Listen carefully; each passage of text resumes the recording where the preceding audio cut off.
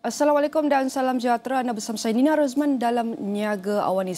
Seperti biasa jam ini kami akan bawakan pelbagai segmen iaitu daripada berita ekonomi dari tempatan hingga ke antarabangsa bersama ahli panel jemputan yang akan kami kupaskan lebih mendalam. Sudah tentu minggu ini agak menarik di mana hari ini adalah Hari Peneroka, sambutan Hari Peneroka dan keduanya iaitu OPR yang baru diumumkan oleh MPC BFM semalam. Sudah tentu kita akan pergi kepada setiap perkembangan untuk hari ini dan kita akan mulakan iaitu dengan apakah iaitu kesan OPR yang dikekalkan, apakah impak yang dirasai oleh ekonomi. Sudah tentu jawatan besar dasar moneteri iaitu Bank Negara Malaysia BNM pada Khamis telah memutuskan untuk kekalkan kadar dasar semalaman kepada 3%. BNM dalam kenyataan memaklumkan pada tahap OPR semasa pendirian dasar moneteri kekal agak akomodatif dan terus menyokong pertumbuhan ekonomi. Dan untuk mengulas berkenaan keputusan OPR oleh MPC semalam bersama dengan saya melalui Google Meet ketika ini adalah Muhammad Zafri Zulkifli, merupakan pakar ekonomi MIDF Research. Saya nak ucapkan terima kasih Zafri kerana sudi meluangkan masa bersama kami di Niaga AWANI. Zafri, 3% adakah seperti jangkaan sebenarnya Zafri? Baik, berdasarkan jangkaan pasaran, memang pasaran menjangkakan kadar OPR ini dikekalkan pada 3%. PNM melalui kenyataan rasmi menyatakan kebimbangan mengenai prestasi dagangan luar khususnya. Seperti kita maklum, prestasi ekspor negara setakat 5 bulan pertama ni telah menguncup sebanyak 2.3% berbanding tahun lepas berkembang lebih 20% iaitu 25%. Kesannya kita dapat melihat dari segi Industrial Production Index ataupun output industri dalam negara juga hanya berkembang sekadar 1.3% setakat 4 bulan 5 bulan pertama berbanding pada tahun lepas 6.7%. Jadi ini menyebabkan Bank Negara agak risau melalui kenyataannya untuk menaikkan OPR. Baik, Zafri, kita sebenarnya ada lagi dua baki untuk meeting MPC ni. Adakah menurut Zafri, pandangan Zafri sendiri iaitu unjuran Zafri sendiri, adakah 3% yang akan kekal hingga akhir tahun ataupun ia akan naik atau turun? Bagaimana? MIDF melihat ada lagi satu potensi kenaikan OPR sebanyak 25 mata asas, maka ia akan berakhir pada 3.25%. Ini kerana kalau kita lihat kepada number domestik ekonomi negara seperti core inflation ataupun inflasi teras masih kekal tinggi. Pada 5 bulan pertama, average core inflation adalah 3.8% berbanding tahun lepas adalah hanya 3%. Unemployment rate, kadar pengangguran 3.5% berbanding tahun lepas 3.8%. Penjualan runcit kekal bertumbuh 2 digit 17 ke 18% berbanding tahun lepas 23%. Walaupun OPR naik sejak tahun lepas, loan growth tetap berkembang sebanyak 2 digit. Loan growth pada tahun lepas berkembang 24%. Tahun ini setakat 5 bulan pertama adalah hampir 15%. Jadi memberikan potensi untuk Bank Negara consider another rate hike pada bulan 9 atau bulan 11 pada tahun ini, iaitu sebanyak 25 mata asas.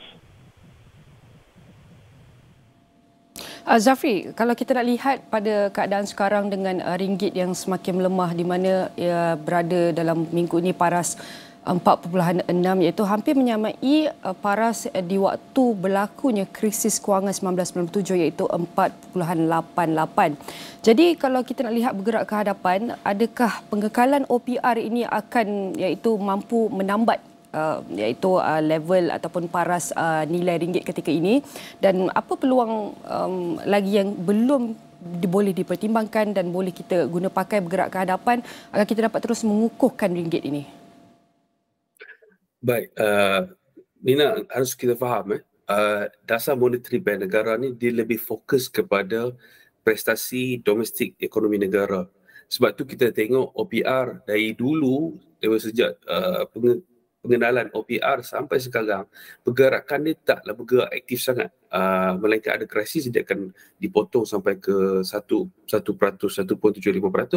Tapi kalau dalam keadaan waktu yang biasa, hanya 2.75% ke 3.25%. The last time kita touch 3.5% pun pada tahun 2007, sebelum krisis kewangan 2009 di Amerika Syarikat. My point is, OPR tidak bergerak berdasarkan pergerakan ringgit. Walaupun ringgit dah yo-yo up and down, tetapi Bank Negara tidak menunjukkan reaksi yang melalui keadaan OPR. OPR adalah berdasarkan prestasi ekonomi domestik negara, seperti yang nama-nama yang saya sebut tadi. Bercakap mengenai ringgit, ringgit pada hari ini agak terkesan dengan satu keputusan dasar moneteri Amerika Syarikat yang dilihat akan semakin naik. Dijangkakan bulan 7 ini akan dinaikkan lagi 25 mata asas dari 5.25% hingga ke 5.5%, dan melalui projection Central Bank US sendiri mungkin ada lagi satu pada hujung tahun. Jadi makanya akan naik ke 5.75%. Ini yang mendorong kepada kekuatan dolar. Jadi bila kekuatan dolar, maksudnya kelemahan ringgit. Dan lagi satu, walaupun China dan ekonominya dibuka pada awal tahun, namun prestasi ataupun recovery rate China, recovery speed China tidaklah seperti dijangkakan. Pasaran menjangkakan prestasi ekonomi China lebih baik ataupun lebih laju. Namun nama-nama yang telah ditunjukkan adalah agak rendah berbanding dengan yang dijangka oleh China. Jadi dua faktor ini telah mendorong kepada kelemahan ringgit ataupun kekuatan USD. Namun MADF menjangkakan ringgit akan mula mengorak langkah ke arah lebih baik. Sebaik saja the Fed ataupun Central Bank Amerika Syarikat hit the pause button, iaitu akan stop untuk naikkan kadar pinjaman di Amerika Syarikat. Zafri, berbakikan seminit saja lagi, seperti yang Zafri kata, sebenarnya ringgit itu tidak mempengaruhi OPR ataupun vice versa yang boleh dikatakan. Namun ada setengah berpendapat bahawa adakah ini bermakna bahawa sebenarnya BFM ni adalah sebahagian saja daripada untuk membantu iaitu kedudukan fiskal negara. Adakah iaitu kerja ataupun kerjasama ataupun usaha lebih kuat sepatutnya berpandu daripada kerajaan sendiri sebenarnya dan dibantu oleh BFM, bagaimana? Baik, kita harus faham BNM uruskan dasar moneteri. Dasar moneteri dia punya, kita panggil target crowd dia semua. Semua terpaksa bayar loan. There's no targeted audience untuk dasar moneteri. Dasar moneteri BNM ataupun Central Bank melihat keseluruhan makroekonomi.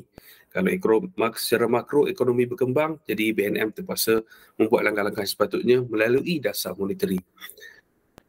Manakala dasar fiskal, kerajaan negeri ataupun kerajaan pusat harus memainkan peranan untuk membantu rakyat, terutamanya golongan-golongan yang terkesan dengan menggunakan dasar fiskal. Sebab dasar fiskal ni dia lebih luas dan lebih targeted. Seperti kita tahu, bantuan kewangan, you can focus on the certain group B40, subsidi untuk certain barang, insentif untuk certain company ataupun aktiviti dalam negara. Jadi dasar fiskal tu harus lebih aktif dan lebih proaktif untuk memberikan keredaan kepada ekonomi negara, khususnya golongan-golongan terkesan. Dasar moneteri, seperti saya sebut tadi, dia melihat kepada keseluruhan prestasi ekonomi negara, jadi negara terpaksa mengikut keadaan makro. Baik, sudah tentu Zafri nak ucapkan terima kasih iaitu merupakan pakar ekonomi MID Research seperti yang Zafri kata bahawa berkemungkinan OPR akan naik dengan 25 mata asas untuk keputusan OPR seterusnya. Namun kita memerlukan iaitu pengurusan fiskal yang cekap dan proaktif dalam menangani setiap iaitu prestasi atau kedudukan ekonomi ketika ini, dan semuanya akan kami rangkumkan dalam astrawani.com dan semua platform digital Astrawani.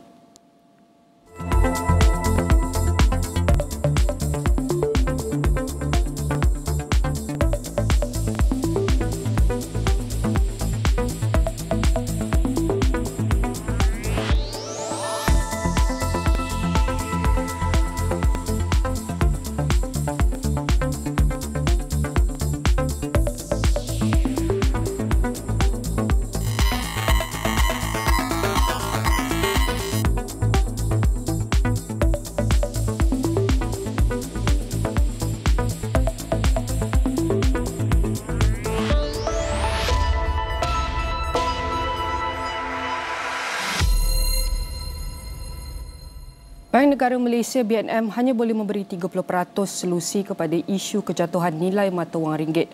Pengarah Institut Pembangunan dan Kemajuan Inklusif UKM Minda UKM Profesor Tan Sri Dr. Nur Azlan Ghazali berkata, isu-isu lain yang bersifat struktur dan mewujudkan keyakinan pelabur adalah di luar bidang kuasa BNM. Sebaliknya adalah tanggungjawab kerajaan. Bagi saya mungkin merasakan bahawa maybe 30% Bank Negara, but the rest of it adalah isu Putrajaya.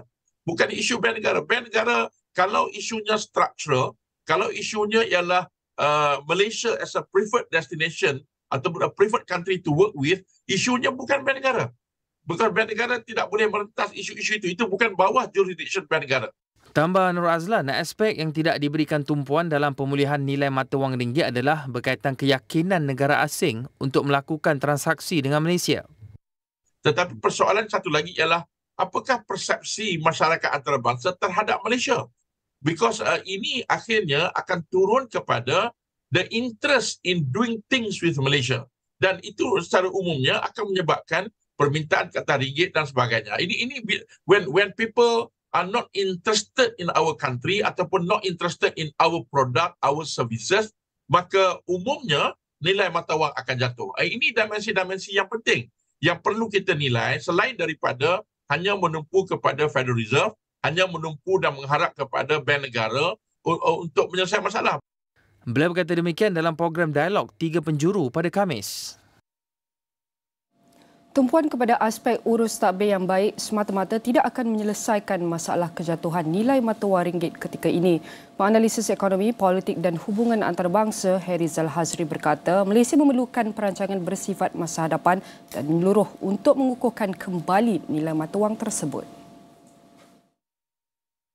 Apa yang kita boleh pelajari adalah setiap benda-benda yang berlaku ini ataupun kalau kita panggil dia sebagai krisis, dia memberi kita peringatan bahawa krisis ini tidak semestinya you selesaikan benda ni saja. Benda ini berlaku sebab banyak benda-benda yang lain tu tak siap, tak cukup.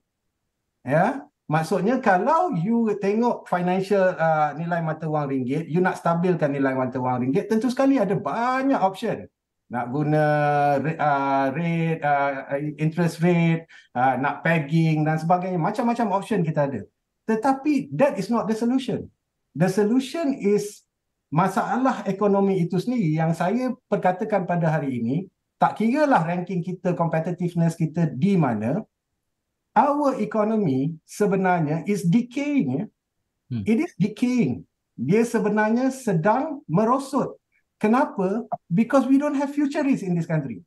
Kita tak dapat capai, kita tidak faham economic megatrend di dunia. Kita tak tahu ni pergerakan ekonomi ni, what's the next thing. Harizal juga merujuk kepada pengalaman Thailand semasa krisis kewangan Asia yang mencatatkan pertumbuhan ekonomi yang memberansangkan 3 tahun sebelum krisis tersebut berlaku. Jelasnya mata wang Thailand tertekan semasa krisis tersebut bukan kerana negara itu tidak mempunyai urus tadbir yang baik, yang mana menurut beliau perihal urus tadbir yang baik tidak pernah ditekankan dalam pengurusan ekonominya. Beliau berkata demikian dalam program dialog 3 penjuru pada Khamis. Kita berhenti rehat seketika, kembali selepas ini.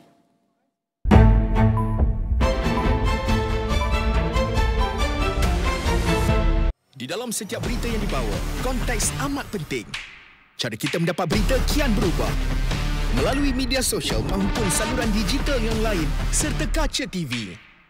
Kami sentiasa membawakan yang tergempar dan terkini. Ini perkembangan yang baru kami terima. Berteraskan acuan verifikasi yang diamalkan supaya setiap fakta adalah sahih. Daripada analisis pelbagai sudut yang mendalam, laporan-laporan khas dan perbincangan yang membina negara. Inklusif, suara rakyat kami ajukan. Keseimbangan persepsi kami pastikan. Kerana setiap cerita mempunyai impak yang tersendiri dan perlu dibawa dengan penelitian yang terperinci. Pastikan Astro AWANI menjadi pilihan anda tidak kira di mana sahaja anda berada. Saluran berita paling dipercayai di Malaysia.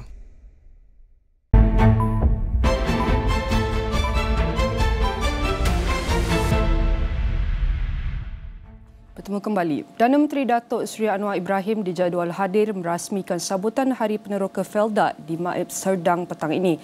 Sebelum ini, Perdana Menteri telah menandatangani perjanjian libatkan jaminan Kerajaan FELDA untuk menstruktur semula pinjaman agensi tersebut melalui terbitan sukuk dan kredit pusingan dalam usaha memulihkan kedudukan kewangan FELDA. Jaminan kerajaan ini dijangka dapat menstabilkan kedudukan kewangan FELDA serta menjamin model perniagaan yang lebih mampan supaya ia terus berupaya mengangkat mobiliti sosial warga Peneroka dan generasi baharu FELDA. Namun, apa lagi yang boleh dilakukan dalam memperkasa FELDA terutama dalam kalangan belia? Kita bersama dengan tetamu kita yang sudah bersedia dalam talian, Muhammad Fazli Hassan merupakan Presiden Majlis Belia FELDA Malaysia MBFM. Fazli? Ya, saya. Fazli, saya nak ucapkan terima kasih kerana sudi meluangkan masa bersama kami walaupun Fazli di tengah-tengah acara iaitu Hari Peneroka hari ini kalau kita dapat saksikan. Jadi kalau untuk kita lihat mula kita saksikan apakah cabaran utama yang dihadapi oleh belia terutama dalam kalangan generasi kedua, ketiga FELDA ini pada ketika ini. Generasi baru dirancangkan selepas daripada PKP, kita berhadapan dengan beberapa masalah berkaitan dengan peluang pekerjaan dan sebagainya. Tapi alhamdulillah dengan beberapa program yang kita laksanakan bersama dengan pihak perusahaan FELDA, akhirnya perkara ini dapat diatasilah dengan baik.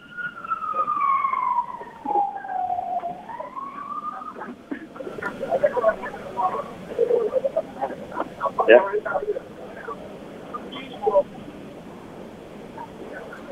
Fazli, kalau kita nak lihat sejauh manakah usaha pembangunan sosioekonomi terutama dalam kalangan belia FELDA yang kita boleh cakap boleh diaktifkan? Kita banyak program yang kita laksanakan bersama dengan FELDA dan juga pengurusan agensi-agensi kerajaan seperti program-program yang berkaitan dengan gigs ekonomi dan juga e-usahawan bersama dengan MDEC dan juga beberapa program lain yang kita laksanakan bersama dengan pihak perusahaan FELDA seperti program pembangunan broker melibatkan generasi baru dalam aktiviti-aktiviti pertanian dan juga peternakan di rancangan.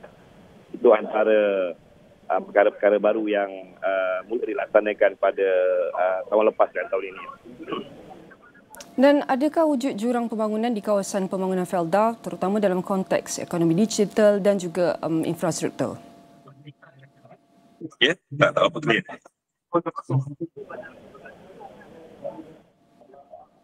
Fazli?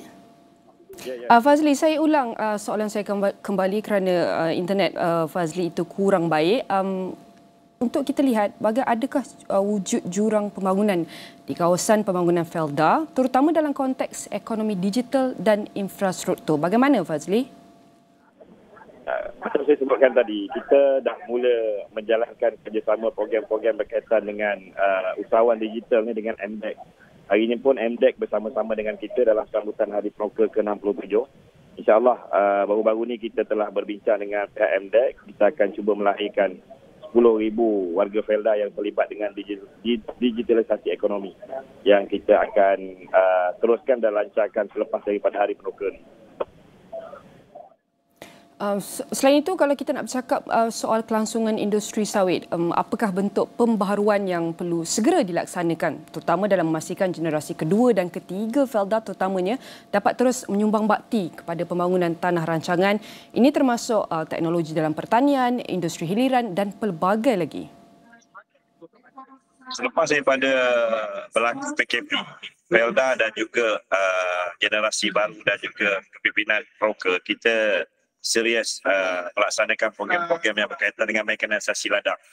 Dengan adanya program-program mekanisasi ladang, ia menarik lebih ramai minat generasi baru FELDA untuk terlibat dalam industri ladang dan juga dapat peluang pekerjaan di rancangan masing-masing. Jadi FELDA memang serius melalui Jabatan Peladangan dan juga FELDA Plantation Management kita laksanakan program mekanisasi ladang.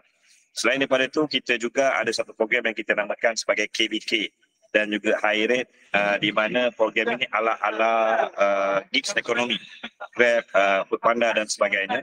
Dengan adanya sistem tersebut, anak-anak pekerja yang berada di rancangan dapat tahu kerja-kerja yang kosong di rancangan di ladang melalui apps yang kita bangunkan bersama dengan Khairin.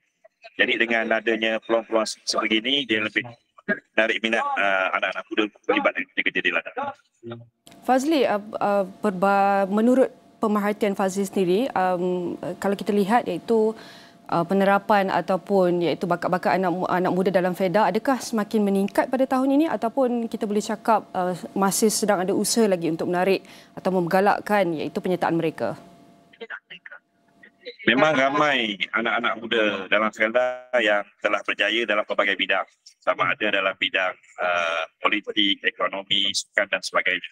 Jadi FELDA sentiasa tarik bakat-bakat baru ini melalui program-program yang kita laksanakan. Sebab itu bermula pada tahun lepas bersama dengan Jabatan Komuniti kita laksanakan program coding dan robotik yang hari ini kita akan pertandingkan 10 pasukan yang mahir bertanding di peringkat kebangsaan. Begitu juga dengan program-program yang lain di sekolah menengah kita ada program Smart Classroom di mana program ini juga untuk kita melahirkan bakat-bakat baru di kalangan anak-anak. FELDA juga ada menjalankan program kerjasama bersama dengan Astro University di mana anak-anak FELDA yang kita tengok jenis dan sebagainya kita tempatkan di APU dan juga satu lagi anak-anak proker yang kreatif dan sebagainya kita ada kerjasama program dengan Laskopa untuk melahirkan anak-anak proker yang mahir dari segi animasi dan sebagainya. Fazli, mungkin soalan terakhir saya sebagai Presiden MBFM sendiri mungkin boleh kongsikan iaitu harapan ataupun nasihat agar untuk kita dapat memperkasakan generasi baharu FELDA ini pada waktu akan datang. Sekarang ni kita menyambut sambutan Hari Perkasa yang ke-67 dan saya rasakan apabila FELDA ni dah mencapai sehingga 67 tahun, kita perlu kepada perkasaan generasi baru untuk terlibat dalam setiap daripada pembangunan masyarakat dalam rancangan, begitu juga dengan pembangunan negeri. Jadi harapan saya kepada anak-anak proker yang berada di seluruh negara untuk kita datang kembali kepada pihak perusahaan FELDA untuk kita sama-sama bantu bentuk macam mana yang kita boleh menyumbang kepada pembangunan masyarakat dan ekonomi dalam FELDA.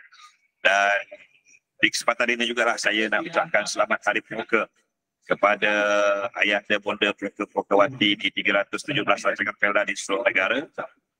Terima kasih diucapkan kepada Ayahanda dan Bonda kami kerana telah wariskan FELDA yang baik kepada kami dan kini tanggungjawab kami pula untuk meneruskan legasi kepimpinan dalam FELDA sendiri. Baik, sudah tentu kita berharapkan usaha berterusan FELDA agar kita dapat memastikan iaitu generasi bakat baru terutama anak muda mampu memberi sumbangan terhadap sosioekonomi dan kepada komuniti. Sekali lagi saya ucapkan terima kasih kepada Muhammad Fazli Hassan merupakan Presiden Majlis Belia FELDA Malaysia MBFM. Peserta berbilang bangsa dari seluruh Malaysia telah menyawat cabaran dalam pencarian idea kreatif dan inovatif. Innovathon will make your dreams come true. Calon-calon yang berjaya akan membentangkan idea produk inovasi mereka dan sekaligus merebut hadiah lumayan. Siapakah yang mampu memenuhi kriteria Innovathon? The judging will be done by 5 professional jury members and 100 public jurors representing consumers. Idea manakah yang akan bersaing dalam Innovathon? Mulai 15 Julai di saluran-saluran tertera dan Astro. Kerajaan komited dalam menerajui kemampanan industri sawit termasuk menghadkan keluasan kawasan tanaman sawit negara.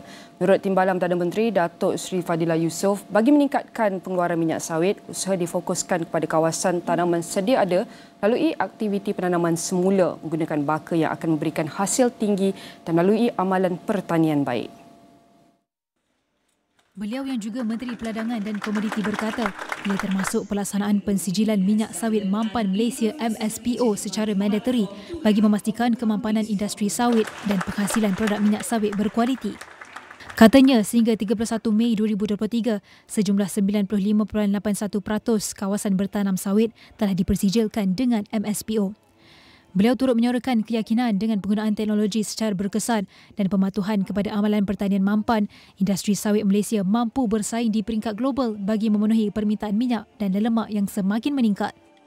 Dalam pada itu, Fadilah turut menegaskan kemampanan sektor sawit kini merupakan isu global yang perlu ditangani bersama bagi keseimbangan antara kemakmuran ekonomi dan pemeliharaan alam sekitar.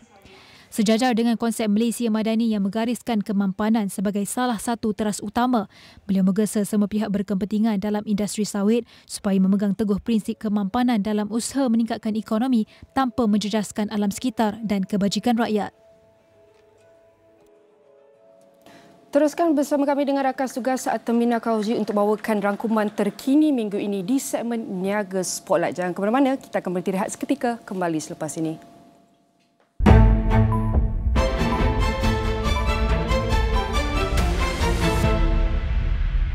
Dipercayai bukan berpunca daripada aktiviti pembalakan. Jadi kita kena pasti dululah aktiviti pembalakan dijalankan. Masa depan Malaysia akan lebih cerah jika perhatian ditumpukan kepada situasi sebenar ekonomi negara. Apakah nasib orang ramai dari segi kos hidup? Pelaksanaan gaji minimum sebanyak RM1,500 melibatkan majikan yang mempunyai kurang 5 pekerja akan berkuat kuasa bermula 1 Julai 2023. Ikuti perkembangan terkini. Buletin Awani 12.30 hari. Power gila confirm final. Inilah 6 finalis BBNU yang akan ke pentas akhir Big Stage. It's not easy. Salute to you. Hanya satu yang dapat mendominasi dan menjadi juara Big Stage. You prove and redeem yourself throughout this song. Konsert akhir Big Stage. Siaran langsung Ahad 9 malam di Astro dan Astro Go. Malaysia sebuah negara yang maju dan mempunyai potensi yang besar. Jadi awak yang rasuah, awak nak minta rakyat bayar. Saya tak akan luluskan semua ni. Saya nak jumpa dengan suami saya. Saya cuma nak tahu dia masih hidup ke atau tak. Tanggungjawab kita melaksanakan reformasi. Anwar The Untold Story. Sewa dan stream on demand atau sila ke saluran 480. Malaysia merekodkan kedatangan pelancong asing seramai 4.5 juta setakat suku pertama tahun ini, sekaligus menyaksikan perkembangan positif industri pelancongan negara. Malaysia, Indonesia dan Singapura berisiko tinggi berhadapan jerebu teruk pada tahun ini. Cuaca pada 2023 lebih kering dan panas akibat El Nino. Jalankan siasatan berhubung kegiatan jual beli pekerja asing di negara ini. Jika berlaku juga, satu tindakan yang keras perlu diambil.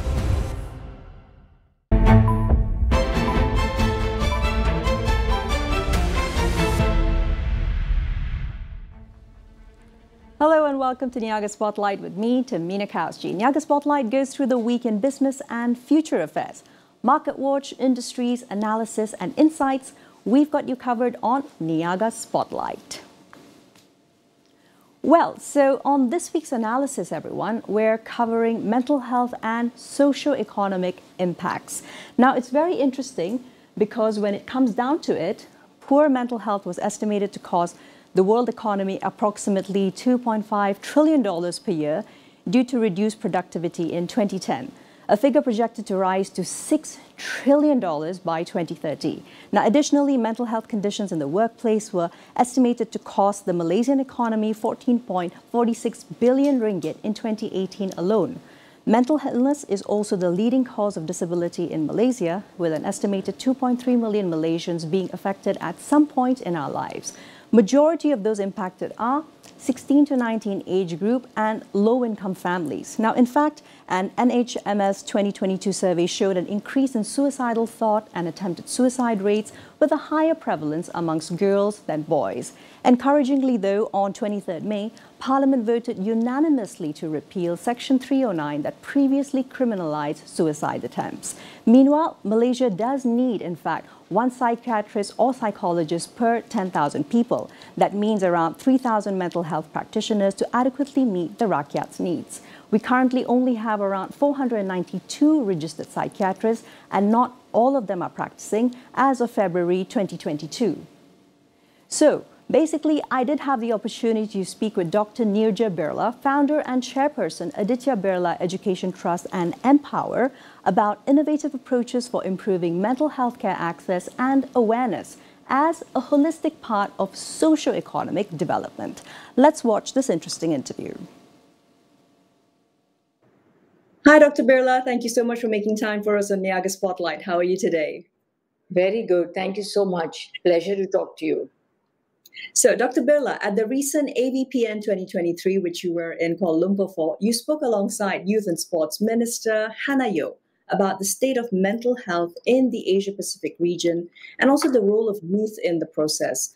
Dr. Birla, in your opinion, what should be prioritized for mental health impacts and investment in this region? So, like we discussed at the conference also, it takes about, the global standard is 3 skilled mental health professionals per 100,000 population of people.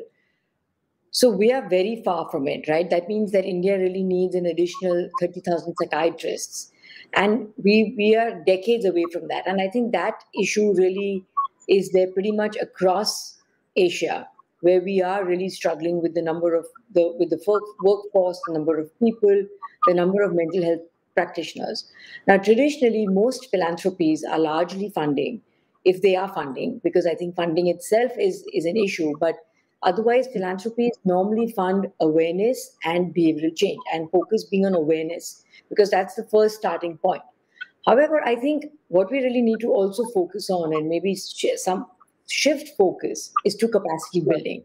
Because till we don't get into capacity building and we don't increase the number of mental health practitioners, no matter what we do and how much ever awareness we create, once people want to seek help, and once we see a change in behavioral patterns, we won't have the workforce, we won't have the mental health practitioners to actually provide the services. So I think that is what really needs to be prioritized. And also by building technical capacities, utilizing the existing medical and digital infrastructures to their optimum. It could be for disseminating and upskilling mental health programs, mental health courses, investing in community-based training programs. I think everything should be now focused on increasing the mental health workforce in order to actually bridge the treatment gap. Absolutely. Dr. Birla, I couldn't agree more. And in Malaysia, of course, we face similar challenges when it comes to capacity for mental health care professionals. We need roughly about 3,000 odd to serve the Malaysian population. We barely have 400, 500 packs serving the population currently. Moving along, Dr. Birla, mental health clearly needs a refocus. Of course, we all remember everything we went through during the COVID pandemic, the lockdowns, and there was so much of laser-sharp focus on mental health as a priority. But at the same time, let's now refocus. What are the future costs, Dr. Birla, which multiple stakeholders, governments, policymakers, institutions must realize are at stake if we don't continue addressing the silent pandemic at the same rate that the interest was just about a year or so ago? Yeah. So I think one of the silver linings of the pandemic, or rather the silver lining of the pandemic, was the fact that everyone realized that mental health concerns and mental health issues in itself is a silent pandemic. It really came out as something which was really staring us in our faces. It was like a white elephant that was sitting in the room. It had been there, but people were really not taking notice of it. But the pandemic really got it into sharper focus. So, of course, there was a surge of all mental health related activities, if I may say so, where people were really talking about it. Corporates was sort of sitting up and taking notice. I think all of us, even at an individual personal level, we all realized that, okay, mental health is a problem. It is here to stay. It is real, and we all really need to do something about it. Having said that, I think with the pandemic having settled down and now everyone's going back into recovery mode in terms of the economics and the financial stability, I think people are kind of taking it for granted now. So in a sense, it's got two sides to it. In a sense that it has become more normalized and therefore people are taking it for granted. But the disadvantage is that then people stop acting on it the way they were doing during the pandemic. And I think what we really all need to realize, and which is what I spoke at the AVPN conference as well, is that, of course, every cause is very, very important. But what we all really need to realize is that mental health and mental well-being is at the core of everything that we do, right? So if we don't have positive mental health, we're always going to be at a disadvantage. We're always going to, it's hugely debilitating. It comes in the way of even your daily functioning, let alone higher levels of productivity. So I think we really, as humanity and as a community, we really need to understand that mental well-being is at the core of everything. It is the basic fabric that really goes through everything we do. And I think once everybody realizes the importance of that, the criticality of mental well-being, I think people will sort of, lay more emphasis on it. Absolutely. And moving along from there, Dr. Birla, something very interesting that I learned from our conversations is that when it comes to institutional biases, there's also, for example, hiring policies, patients not really wanting to include their mental health issues in their medical records because of fear of employers, kickbacks against it. But at the same time, you have had some very interesting experiences via Empower's clinical interventions and capacity building programs, where you have actually found that those from the employer's side or wider institutions are actually the ones approaching and interested in having the mental well-being of their employees checked. Could you share some of these examples with us? Yes. So that is really interesting. And that's a lot of we're working with the government on a couple of very interesting projects. And I think they've really been able to move the needle in terms of perception of mental health concerns, and also bringing it out more in the open and in the community and making it more sort of acceptable. And I think at the core of it really remains, the core of it being that it's very important for the top leaders and the top management to actually have a buy-in. So for example, we work with the police. We have counseling cells across all the police cells in Bombay. And this initiative is in collaboration with the police themselves, where we actually counsel, the Empower team counsels victims of rape and domestic violence and abuse. And in that process, we've also trained and sensitized a lot of the police personnel on how to be the first point of contact, how to themselves realize that, okay, the people who are coming to them could be having an issue and they need to be referred to our counselors. And in that process, I think the police and the personnel themselves realize that they also need mental health counseling. So I think the thing was that when we sensitized the managers and the top managerial leaders, and then they were able to percolate down, because then they sort of become non-judgmental, they sort of make it mandatory for people to seek help, and it kind of creates a safe haven of sorts. So the idea being that, we're creating mental health positive places.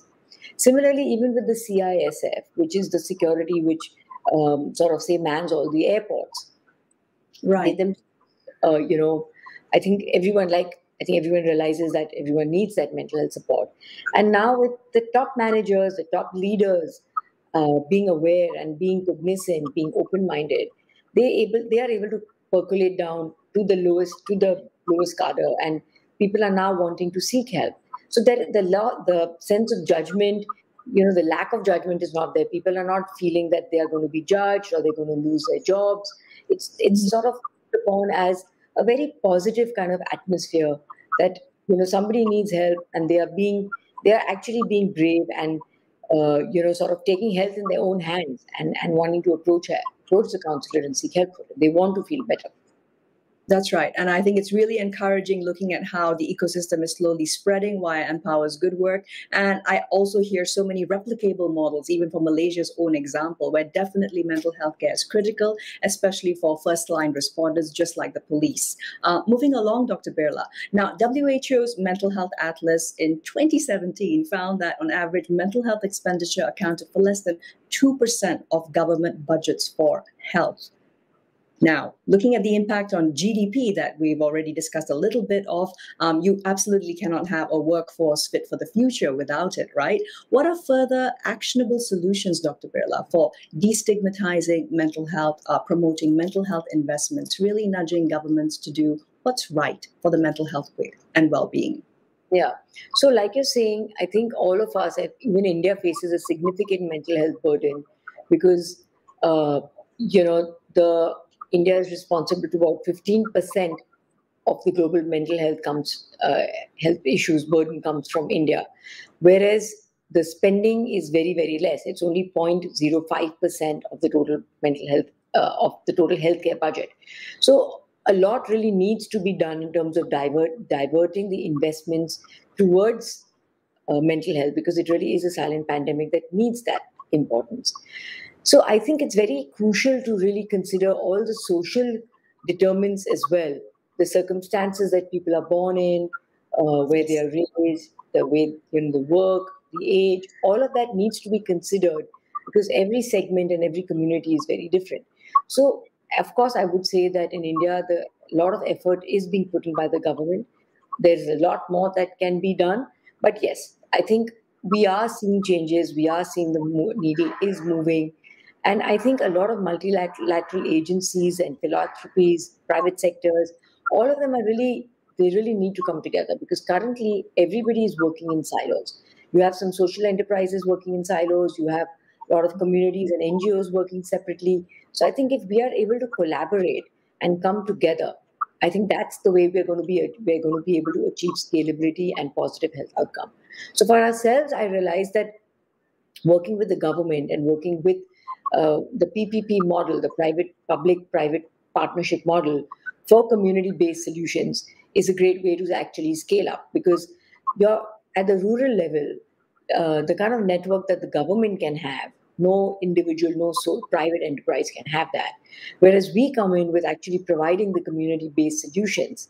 So if we are able to collaborate, right, and partner with government, and if the government can partner with the private service providers to actually channelize the funds and services, I think it's a win-win situation. And I think it's the same for philanthropies. If they can partner with the private service providers, right, and then we in turn collaborate with the government, I think that tripart kind of working will be the way to collaborate and to achieve scale. Thank you. Thank you so very much, Dr. Nirja Birla, founder, chairperson, Aditya Birla Education Trust and Empower. I think you shared some absolutely actionable examples, also for the Malaysian example. Thank you. Thank you so much. Pleasure to talk to you.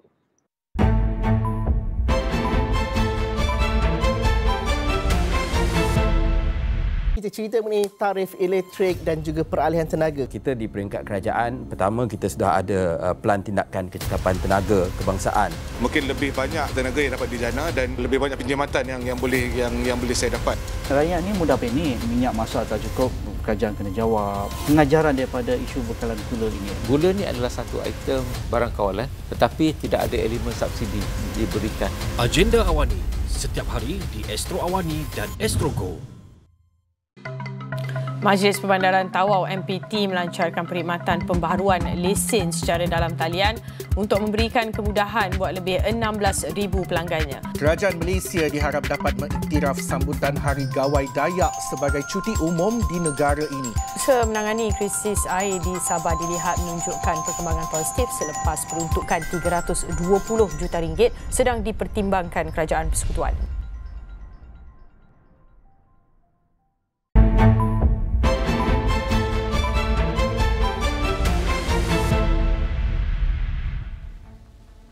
Welcome back to Niaga Spotlight with me, Tehmina. On Future Affairs, today we're looking at the supplement industry in Malaysia. Now, consumers in Southeast Asia are increasingly health conscious, and the dietary supplement market in the region is expected to reach a staggering $10 billion valuation by 2025 alone, according to industry experts. However, there are growing concerns about the safety and efficacy of these products, with reports of undeclared or illegal substances found in some supplements. In Malaysia specifically, a majority, there is even a possibility for even up to 80% of dietary supplements may not be registered with the Ministry of Health. Recent case studies from Malaysia have indeed highlighted the potential risks of taking dietary supplements, particularly those that are unregistered or containing harmful substances. To address these issues, we discuss greater transparency and accountability in the supplement industry, including more stringent regulations and, of course, better education for consumers. Dr. Rajan M., President Malaysian Dietary Supplement Association, Masa, joins me now in the studios to further the discussion. Dr. Rajan, thank you so much for making time for us. How are you today? Very good. Thank you. Wonderful. So let's get the conversation kick-started, Dr. Rajan. Is it too little, too late when it comes to hopefully effective supplement regulation for us. Now we're talking about the entire supply chain from marketing all the way to the direct consumer and looking at the proliferation of supplements and particularly the impact of social media on marketing channels. What are your thoughts as Masa's president? No, it's not too late and it's not too little. We've done a lot, but we can do a lot more. I think the consumer out there is looking for options. The consumer is also becoming more sophisticated. Absolutely. So if we don't match up to that, then there'll be a gap. I think that the industry has done a lot and will do a lot more. Globally, the industry has done a lot. Locally, there's a lot more to be done. But I think it's completely doable. All right. So when we talk about it being doable, let's look at the fact that there's also so much more of an interest in the supplement industry, particularly due to the pandemic. And what has that shown us about consumers' wants, as well as how that is influencing the proliferation of supplements? Some of them, of course, unregulated, being actually openly sold in the market. Okay. Let me first address the one about not registered and whatever, right? I think that's important. Or sold online. Right, so you don't know, right? Well, I would say, unfortunately, in many parts of this country, you can buy still supplements in pasar malams, where there is no proper regulation management. There is now a growth of the online business where the customer may be getting a brand that there's nobody behind it, nobody guaranteeing it, nobody giving them the support.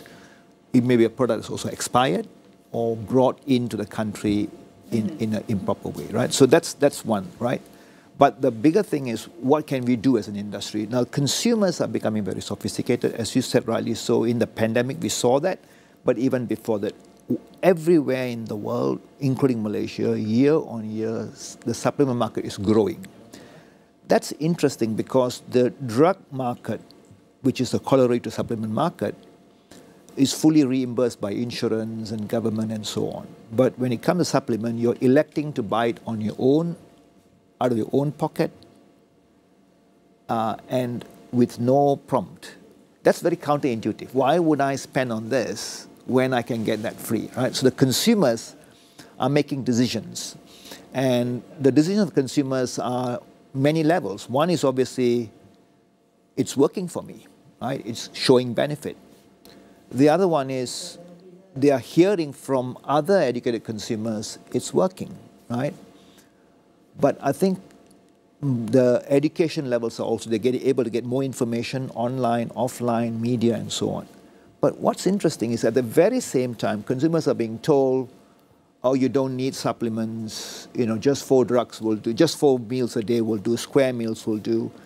Many doctors poo-poo the idea of supplements, and yet, year on year, this is growing. Now, that tells us very clearly, right, that this is an industry that's growing. And whenever an industry grows, it attracts attention from everybody, from regulators, from politicians, from media, and we welcome that.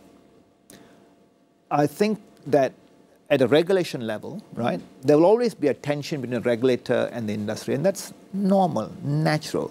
What we need now is dialogue, so we can see how the other party sees this party, so empathy, right? Exactly. So speaking about empathy and then also expanding multiple stakeholders in the industry, let's talk about something interesting that you touched upon in our conversation earlier, Dr. Rajan, which is the potential of the Malaysian rainforest, one of the oldest in the world for actually natural herbal supplements, which could also be another huge growth sector for the supplement industry. Yeah. I mean, again, we're back to the whole idea of regulation, research, development, and all that. But Malaysia has got some very, very unique advantages geographically, historically, globally. We are the oldest rainforest in the world, at least Borneo is. We're the oldest rainforest in the world. That's Guinness Book of Records. We have an amazing confluence of the 3 major cultures of Asia.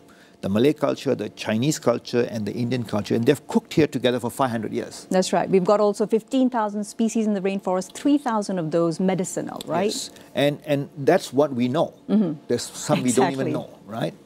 And then there is probiotics, which are what we find in the soil. That's again unique by itself. I mean, There's some very interesting research being done on probiotics found in the soil that's cancer protecting, for example. So there's a lot in the forest, there's a lot in the environment, and if we find the right kind of leadership, then we can be a global player. You know, just go to America or Canada or Europe and say this is from the oldest rainforest in the world, and you've already won the battle. Right? What we need now is the science behind it, is the compliance and regulation behind it. We can be a serious player.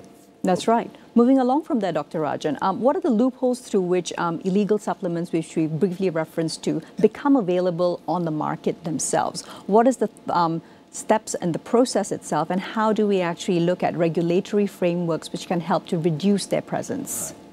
Right. I think for a start, consumers are the ultimate regulators. Sure. If you choose to buy a cheap supplement online or off the shelf or then you are already putting yourself in a difficult category, right? But if you go into a pharmacy where you know the pharmacist will never stock an unregistered product, he will never stock an illegally imported product. It's bought on the shelf, right? It's got a proper receipt. You've got a protection there. So then the consumer a guarantee. Yes. Yeah, a guarantee. A guarantee of quality, a guarantee of support, a guarantee of professional backing, right? And you can always go to the pharmacist and say, look, can you help me with this? Would this interact with that? Correct. And they're always on hand, of course. In fact, almost shadowing you as you go through, asking, do you need assistance? So if you buy something in an unregulated source or online or whatever, then you don't have the knowledge or the potential to ask the pharmacist, look, I'm on this drug. Can this supplement work better or will it interact? Right? Sure. So the customer becomes the ultimate regulator by asking the right questions, asking the right people, and buying the product in the right sources, right? Now, leave that to that, then we've obviously got the government itself that plays a role in this. The Ministry of Health of Malaysia, the National Pharmaceutical Research Registration Organization, NPRA. These are what we used to call the Drug Control Authority. They are the overall regulators, right? So in between the consumer and the regulator is the industry. That's right. And the industry players. And we, Masa, wants to take a bigger role in working with the regulators, working with the industry players to make sure that consumers are getting properly regulated, authorized products. Right. And speaking of the fact that you just mentioned cheap/affordable supplements versus those which may be a little higher on the price range, let's speak about the discriminatory taxation policy there is on supplements compared to medicines, drugs. And I think anyone who does consume these regularly as part of their regime are quite aware of the pretty significant price differences between brands. Tell us a little bit more about this, Dr. Rajan. Yeah. So one is the idea of a tax. So our supplements or the raw materials now invite a tax, and that is a consumer burden, unlike drugs that don't have a tax. So we would like to start the dialogue with the government to see how this taxation can be, because if we become expensive because our taxes are high, then imported products that you take online become cheaper and cheaper, becoming more attractive to consumers to do that, right? So that's one. We also want to talk to the government about, every year when you do your income tax returns, you get tax rebates on buying medical insurance and buying computers. We also want to talk to the government about supplements. If you get supplements, you get a tax rebate. So it helps the consumer reduce their burden, the tax burden, but then will also force the consumer to look at products bought, properly approved, properly authorized, and it will drive that narrative that follow the regulations, you are protected not just health-wise, but also financially. Yes, absolutely. Now, to round out our conversation, Dr. Rajan, if we could now focus perhaps on the importance of emphasizing holistic nutrition via perhaps even supplements, especially for children. The recent NHMS National Health and Morbidity Survey shows that children under 5, prevalence of stunting increased actually from 21.8% in 2019, and this was just 17.7% in 2015. Now, the latest ones will probably show us much accelerated post-COVID or during COVID. Yeah. Correct. No, I think that, every generation must prepare for its next generation. Sure. Right? And while a child will never go to bed hungry, it's going to cry and force you to at least give it a stale piece of bread before it goes to sleep. But the same child will sleep soundly when it's lacking micronutrients. Right? And it's the micronutrients that help the child's brain to grow, that during the critical 0 to 6 period, right? Even till the age of 12, we know this. That help the bone growth, that help the eye growth, that help the brain growth. And we have an issue at that level. Indeed. And it's more so in the B40 segments, right? Where they're not getting that. And we want to address this as well as an industry, because I think the government wants, obviously, to help the B40s, and we do want to invest in the future generation, right? I'm just thinking perhaps supplement Rahma, we've got menu Rahma. Yeah. What about that instead? Yeah. So that's the kind of thing that the discussions we are having now. Good. To get this out, because if we do not, the child can go to bed, they will never go to bed hungry. We know this. They will cry until you give them at least a piece of stale bread or roti canai.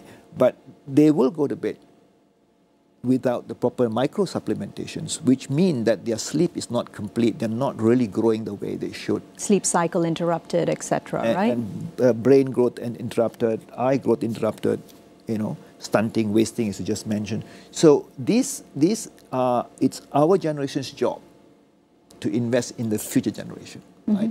Look at the Japanese and Koreans, right? While we were growing up, they were relatively short people. Today, they're taller, they're healthier, they're winning all the gold medals in the Olympics, and they made those investments a long time ago, right? They didn't go and buy it off the shelf yesterday, and we need to do the same as a country, as a nation.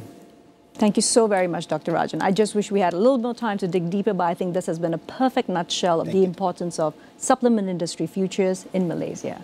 So that, of course, was Dr. Rajan from Masa, and this has been Niaga Spotlight with me, Tehmina.